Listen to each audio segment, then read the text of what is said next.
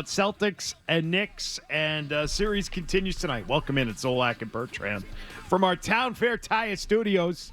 Game 2 must-win talk is like some of my favorite. It is. You guys aren't worried, but Perk's Not at worried. all. Perk sounds worried. Perk is saying that if they go down 0-2, the series is over. Oh, I don't believe that. I still think the Celtics can win if you lose tonight, but, man, you rethink things about this team, like where the hell are they going? What are they going to do after this? I think they're going to win tonight. I do. I think they're going to win not easily, but let's see what Joe changes up. Let's see if they can bang the ball inside, get some twos, not have to take every damn three. See what they changed from the other night, and they should be all right. I think they'll be all right after tonight. A couple of notes from the research team for you tonight. Oh, boy. Going into it, Neil Collins with a positive piece of news for you. If you're a Celtics fan, that is in Joe Mazzulla's postseason career. The Celtics are 8-3 following a loss. Okay, Yeah, they bounce back. They pretty typically good. bounce back. They have won 4 straight in this position after having lost a game. Their last 4 losses, they have followed it up with 4 wins. So they bounce back 8-3 following a loss. In Tom Thibodeau's tenure as the New York Knicks head coach, they are 6-11 following a playoff win. It's a team that doesn't get it, right? So they win, and they start feeling good about themselves, and then they typically lose the next one. In addition to that, you want something on Kristaps Porzingis, whose status for tonight is up in the air? What's the latest? You getting the latest over there? Probable. I don't love that. No. I don't think he plays tonight. I think sit him one more I think day. he probably does. You think he's going to play tonight? Well, I'm curious what the hell it is that happened the other night. Well, so Mazzulla did link it to what was going on earlier in the year, which is that part is concerning. I would have been a lot better if it was a one-off, like, hey, you know what, bad wings, like a Tuukka Rask type situation. yeah. Mm-hmm. Buff's But- Pub. yeah, Shout out exactly. to Buff's Pub. Buffalo wings for days. Really good wings. Excellent. But the fact that he links it to that other stuff and that's like lingering and an issue right now in round 2 of the postseason is a concerning piece for the Celtics, no question. So I wonder, is that intestinal turmoil? Is that fatigue? What is it? I'm just curious what the hell happens when you start feeling the lingering effects. Is it, aches, pains? What is it? It's got to be pain in the stomach. Like Fowler played it yesterday, him warming up, and it's like everything was really lazy. Nothing was a sense of urgency. Not the same type of warm-up that he has. You know, he comes out pretty fired up. Like, you look at that from the other night, he ain't playing there. Watch the warm-up tonight. You'll know right away. If he's dressed and on the bench, you'll see how much he'll play by the warm-up. He comes out fired up when he's ready to go. He don't look fired up there. Well, he has played in his Celtics career less than 60% of the games that the Celtics have played while he has been a Celtic, including playoffs, I should say. So in his Celtics career, they have played a total of 189 games. He's played in less than 60% of them with 112 over the last couple of seasons. Can't rely on him. I mean, you know, this is a guy you're probably going to look at the end of this year, especially with the salary cap and all that he could be one of the guys you may have to move on from. You know, if you get eliminated and he isn't part of this thing, you may have to move forward without him. Like, we need him. We need him tonight. He ain't playing. So just think of that. He misses 4 out of every 10 games as a Celtic, which is far too many. Yeah. And if you want to compare that to someone else who missed a ton of time, do you know who he's kind of tracking with? Robert Williams. Similar situation in his Celtics career, 475 games. Big sample. He played in 55.8% of them. Yeah, it was not exactly Cal Ripken. He couldn't stay out there. And Porzingis is the same thing. See, the nice part is, like, you're waiting on Robert Williams. We were counting on him. I think you could still win this series and maybe even the next one without Porzingis. I agree with that. Yeah. So whether or not he plays tonight is not, So get him right. important to whether or not they win. Yeah. But they are much better with him. They missed him when they lost him the other night. With or without him, they win tonight, and they're going to win the series. But let's play devil's advocate. Let's play Perk's game. 0-2. They find a way to go down 0-2. Is the series over at that point? No. Do you think the Knicks win the series at that point? I think it may go 7. I don't think it's going 6. You're not sweeping this team if you lose this one tonight. There's no way you go down to New York and you let them win both of those. You're not going to get this thing over in 6. I think it may go 7. If they win tonight. If they the win Knicks tonight. win. If it's 0-2, I think this thing's going 7. Make sense? It does. Celtics are awesome on the road. Best road team this year. We've seen it in the postseason in the past. They almost play better on the road at times. It feels like this team's more focused when they're not at the Garden, or at least not overconfident like sometimes it feels like they were certainly in Game 1 in that second half. So I don't think this is a must-win for the Boston Celtics at all, but like I would like to see an assertive effort here where they just absolutely bury the Knicks and come out and get up 20 again and actually step on their throats and end this thing. They're too good to have this a must-win for them. This is a game like for Philly, you just get in, or maybe Indiana when they come here, like that's a must-win. This is not a must-win for the Celtics tonight. It isn't. But they ain't sweeping them after that. They ain't going 4 straight. Then you could start worrying if they lose a sucker tonight, but I don't think they're losing it. I said that 10 times. I think that this series is going to be over in 5 still. And if they lose tonight, I'll tell you it's going to be over in 6. That's still how I feel about it. Just I'm unmoved by what they did on Monday night. I think it is more about them and less about the Knicks. I do. They shot themselves in the foot the other night. They better learn the damn lesson. They're going to win the series. I'm unmoved by all of it. Don't defer. What the hell were they talking about after the game, too? Like, we deferred. Take the damn 2. Like you said, get the 20-point lead and then bang it inside. So play the big bodies.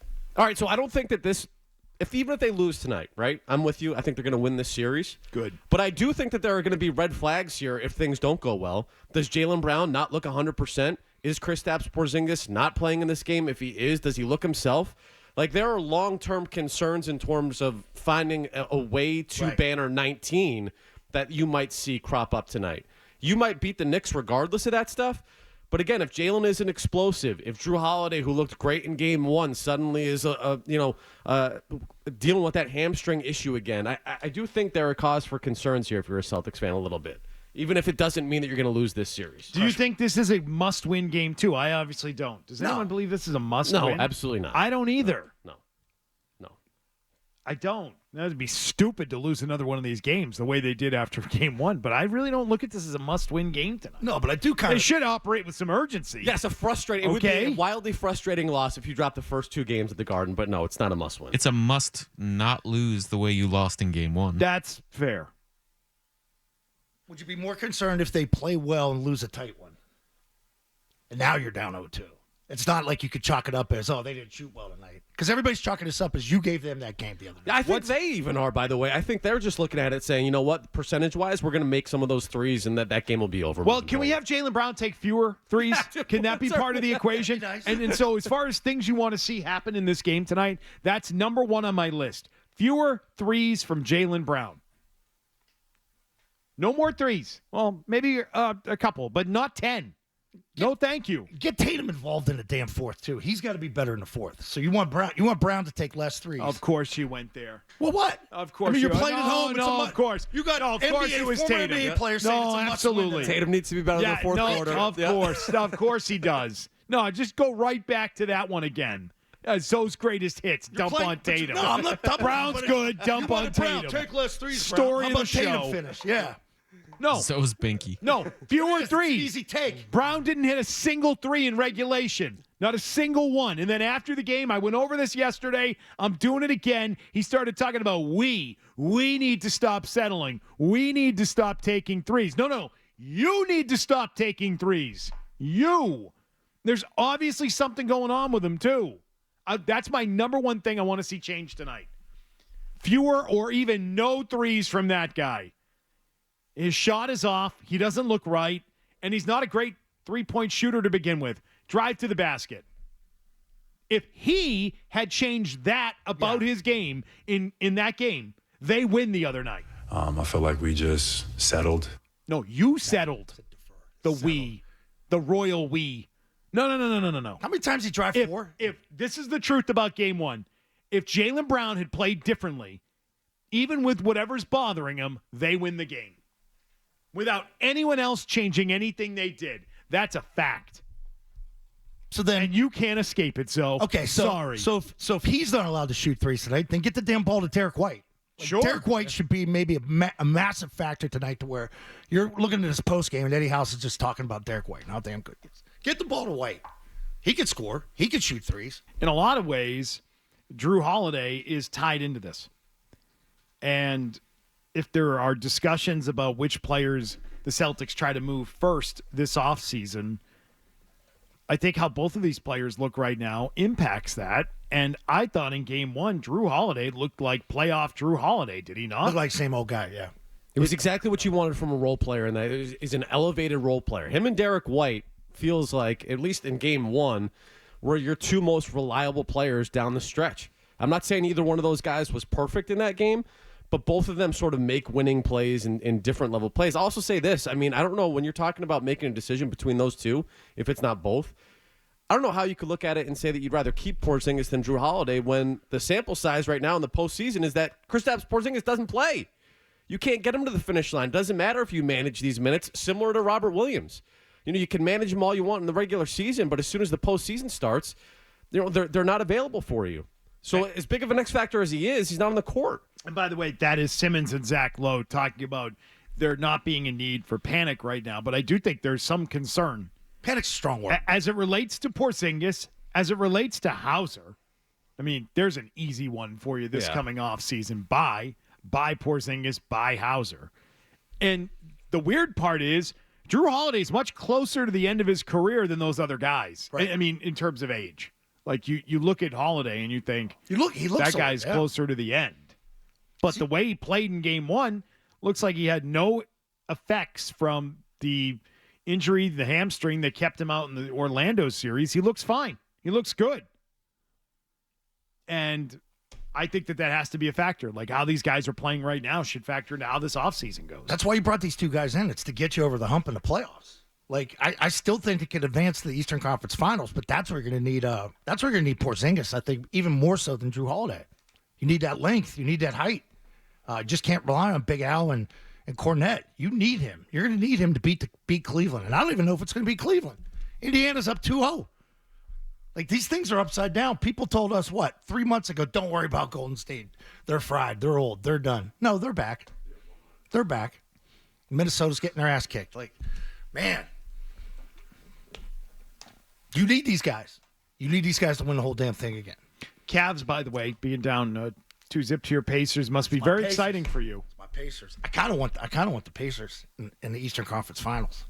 That'd be fun. Do you don't want them? You should. Like, you would say that's easier road travel. I mean, my like mental preparedness for the Eastern Conference Finals has been all about Cavs Celtics. All year long. And now it's a problem. So I don't really love this. This is just disrupting what I expected. I don't like it. So Who do you want, McCone? You like the easy path. Hey, we think Boston's banged up. Cleveland's dealing with injuries all over the place. I mean, that is kind of what the heavyweight matchup was supposed to be, but with the injuries that they have, maybe that's ripe for the picking in the Eastern Conference Finals. I'm all set with the Pacers, so I don't need to see them again. I don't need to see them again. Like the Harlem Globetrotters. If you go through Cleveland, banged up or not, it's a more respectable path than going through the Pacers. You knocked off the 1 seed. So if you want to get rid of it was the easy path thing, you got to go through Cleveland, and you don't go through Indiana. Right. I don't care. No, you get the compliments from the national people then. Shaq will be happy. Barkley will be happy. Perk will say, oh, yeah, harder road traveled. I still want Indiana. They might be better against the banged-up Cleveland team. They might be better at full health than Cleveland. I mean, that's why they're up 2-0.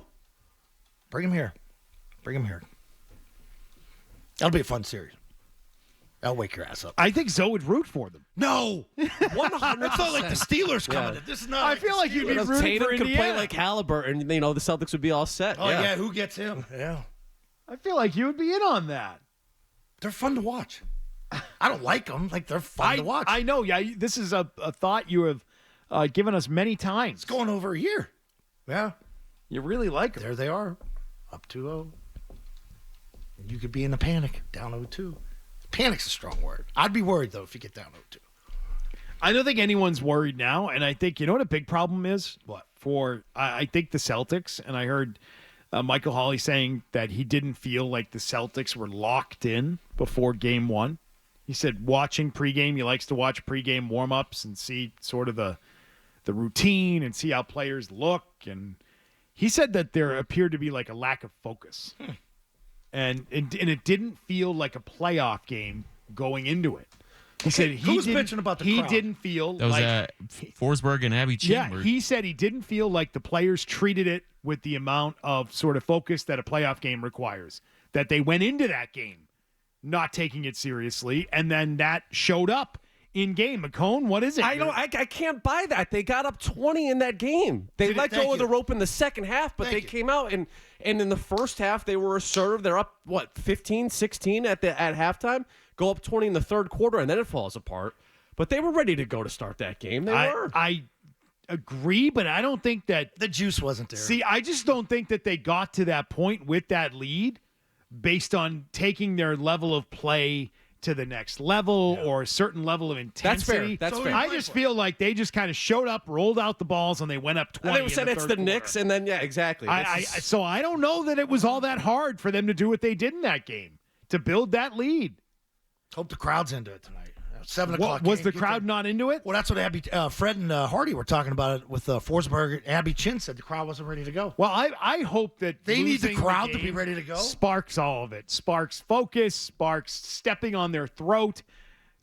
Sparks the crowd into being into it, whatever that is. Like, that all needs to happen.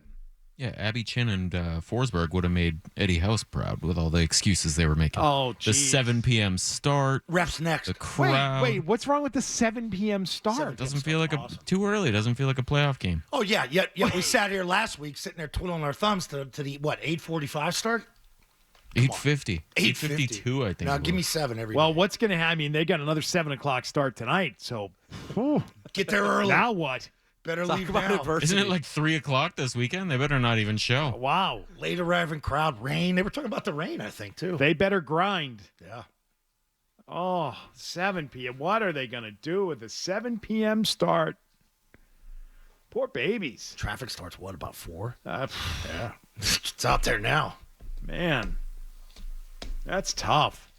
617-779-0985. I don't feel like there's a lot of juice for this game or buzz for this game, even with the Celtics losing the other night. I think everybody thinks they're bouncing back. I think everybody That's what assumes it is. it. Yes, exactly. I still don't think there's any fear when it comes to this Knicks team. Show up like you did the other day. And to your point, though, you're right. Like, they were ready to go. You don't get a 20-point lead if you're not ready to go. It's what they all happen at halftime.